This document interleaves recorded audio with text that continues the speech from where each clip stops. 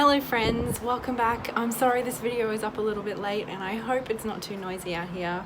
As I said in one of the last vlogs, it's quite difficult to film during the day at the moment because Blair is working from home. So I found myself a little spot. I know it's not all that pretty, and I hope it's not too noisy.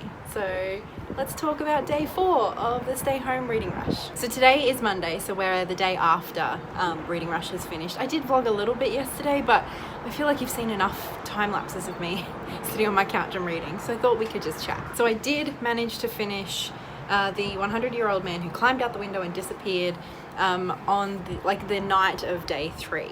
So after I wrapped up that video, I did finish this. And I have to say, I did really enjoy it. It'd probably be a 3.5, 4 stars out of 5 from me. I think I enjoyed the first half more than I did the second half. As I said, basically we follow Alan, who's this 100-year-old man who runs away on the day of his 100th birthday. And he gets caught up in a few things, and it's quite funny. A lot goes wrong, but it overall it's quite a funny book. And throughout the novel we also go back in time and kind of learn more about Alan throughout his whole life. And it turns out he was been getting up to mischief this entire time, not just on his 100th birthday. And all of the stuff he gets up to, it's so over the top and ridiculous that it's absurd, but that's where the humor lies mostly. And it turns out, according to this book, that Alan has played a significant role in global politics throughout the entirety of the 20th century. I'm not sure I could say I like Alan all that much. He's very actively apolitical. He kind of will just do whatever depending on whether he likes an individual or not, without any thought as to the moral or ethical ramifications of his actions. Basically, Alan is not really loyal to anyone or anything other than his friends. And the sun is back out, which is going to be great for editing. I'm sorry, this is a bit of a mess. So basically this was just a fun read. I laughed out loud several times, made me chuckle.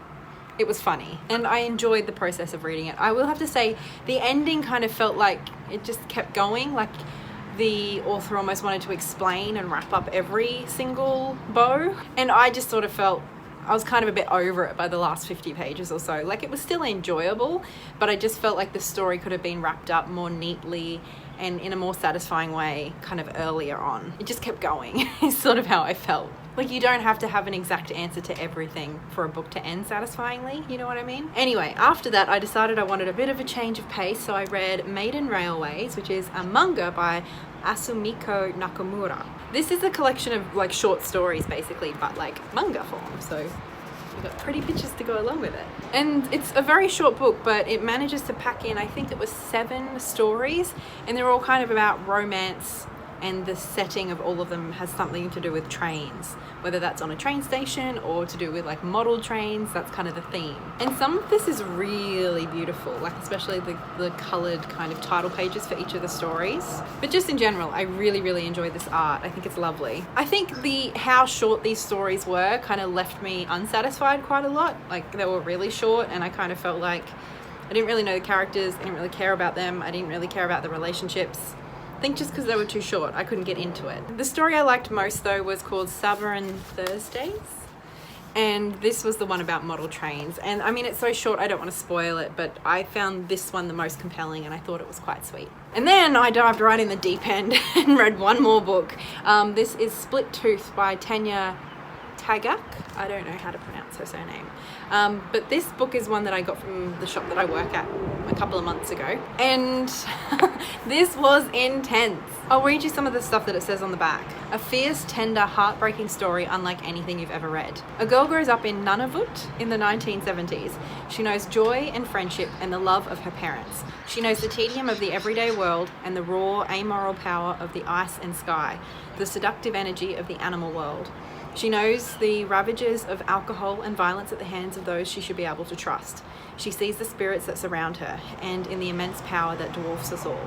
Haunting, brooding, exhilarating, and tender all at once, Split Tooth moves effortlessly between fiction and memoir, myth and reality, poetry and prose. The author conjures a world and a heroine readers will never forget. Tanya is kind of well known in music circles. She's a Canadian Inuit throat singer, improvisational performer, etc. She's very well rounded, I think. This story, I bought this quite a while ago, and so I think I sort of thought it was more memoir with a bit of fiction, but I think it's the other way around. This should have all of the trigger warnings for sexual assault, for violence, and also just kind of graphic imagery. And it's sort of one of those books where I'm left going, I don't really know what to make of it. I don't really know what I think, but I know I had a lot of feelings. This was uncomfortable, it was dark, but it was also really beautiful and really powerful. It starts quite mundane in that it's a young girl kind of growing up in a community, I'm assuming somewhere quite far north in Canada, quite rural, and she and her friends experience violence and sexual assault from adults, for example. But all of this is described in such kind of simple, basic terms, and I think that almost makes it more eerie. This kind of, I got the sense that this is so commonplace and accepted that it doesn't seem unusual to her, which is one of the most uncomfortable things about it. There is poetry mixed up in here, even illustration, so it kind of like mixes up its form quite a bit. But the further you get along in the story, the mythology and the animism definitely starts to take over. And it certainly is unlike anything I've read before. I don't want to spoil it. I don't really, like I said, I don't have any kind of concrete thoughts about it, other than that it left me kind of going like, what the hell, and oh my god, that's so beautiful, and oh my god, that's terrifying and horrible. Gave me a lot of feelings. And so it's one of those things that I don't know whether it's a 5-star or a 2-star. Do you know what I mean? It's one of those weird books that kind of sits outside of a normal reading experience. Having said all that, this will be the book I will give away for this vlog. Now, like I said, all of the trigger warnings, I just want whoever wins this to be aware of that. So be in a good, safe space if any of that stuff could be triggering to you before you read it. I do think, at least for me though, I'm certainly glad I pushed through those more uncomfortable feelings. It took me on a journey, and it's a journey I'm glad I went on. And I am giving myself a pass, a big tick, for each of the 4 challenges for the Reading Rush. The most questionable was the first one, which was to read a book with a house on the cover. I decided that this book counted. It's sort of like the framing is from within a house, and this is the window. It's the best I could do, so I'm considering myself successful in this one. Another one of the challenges was to read a book that makes you smile, and this one certainly did. I laughed and I smiled, and it was just really fun. The next was to read a book in the same room, and I actually did that 3 times. All 3 of these I read sitting on the couch in our lounge room. And then the last one was to read a book set in a place you wish you could go. And to be perfectly honest, kind of all of these fit that bill, but I will say Blair and I have had to cancel our trip to Japan at the end of next month. So both of these were set in Japan. So I think they tick off that challenge for me. Although to be fair, I could have just read this for like all of them because this is set mainly in Sweden, but in his earlier years, Alan has traveled literally all over the world, like the US, China, Russia, the Middle East, Turkey, everywhere. So this could pass as almost all of these. So to recap, I finished volume 4 of Goodnight Pun Pun. I had about a third to go. That was the first book I read.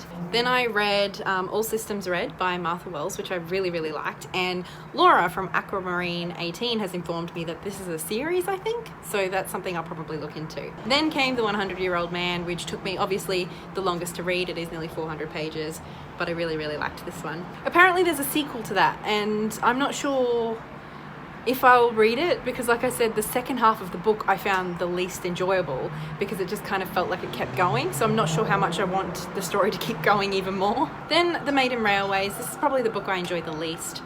It was nice in terms of like a light, easy read, but I wasn't really all that invested in really any of the stories other than 1 or 2. Then the book I don't know how to define or how to rate. So I think I did quite well. I finished 4 books and also the end of another. Oh, I nearly forgot. I also read Witchbody, didn't I?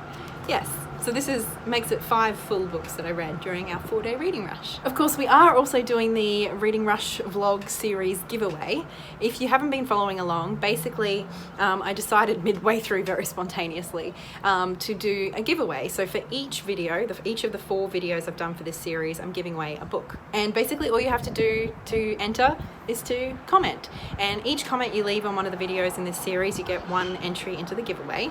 And in a week or so, I'm probably going to do a live chat or or a video where I'll just put in all those entries into a hat and draw 4 winners, and they will each win a book. The first book I'm giving away is Encounters with Nature Spirits by R. Ogilvy Crombie. This is a reprinting of one of my favorite books of all time, Meeting Fairies, which is just like this sweet, charming little story about an old man who meets a fairy in Edinburgh Gardens. The next book that we're giving away is Witchbody. This is a graphic novel that wasn't my favorite, but I did like parts of it, and I know this has kind of been a book that a lot of people have had on their list, so hopefully it can go to someone who'll enjoy it more than I did. And then in our third video we did a little interview with my wonderful mother, and I spoke to her about some of the books that have been significant in her life. One of the ones that she mentioned was Don't Sweat the Small Stuff by Dr. Richard Carlson. So this is the book we'll be giving away for video number 3. And then the fourth and final book, as I said, will be Split Tooth, which is a pretty full-on one, but hopefully, I think if you like poetry, if you like kind of a bit more intense mythology and storytelling and animism, I am hopeful that this will go to someone who will enjoy it. Thank you so much to those of you who have been following along with these vlogs, and particularly those of you who have taken the time to comment. I can't tell you how much joy that has brought me in the last few days. These vlogs, they take a lot of work and a lot of effort, but I love making them, and so to kind of get the opportunity to interact with you guys in the comments, it's just made me smile so much. Especially, I thought it was super cool. I realized today, looking at some like analytics and stuff, that the last vlog number 3, has about 500 views, but it has twice as many comments as my last favorites video does, which has like 3 times as many views. So thank you all so much for all those comments. It really does mean a lot to me. It's made this whole journey a lot more fun. Of course too, I have to say a big thank you to everyone over on my Patreon for all of their support, as usual. It really means so much to me, guys, it really does. And a big extra special thank you goes to Tracy Timmerman, Laurie, Lynette Brown, The Hales K, and Biffy Rose. Thank you so much. I've really been enjoying making some more bookish content, so I hope you guys have been enjoying it too. Thank you so much for coming along with me and hanging out. Don't forget to keep an eye out for the giveaway winners announcement, which I'll aim to do in the next week or so. But that is all from me. Thank you so much for a great weekend. I will talk to you all again very soon. So much love. Bye.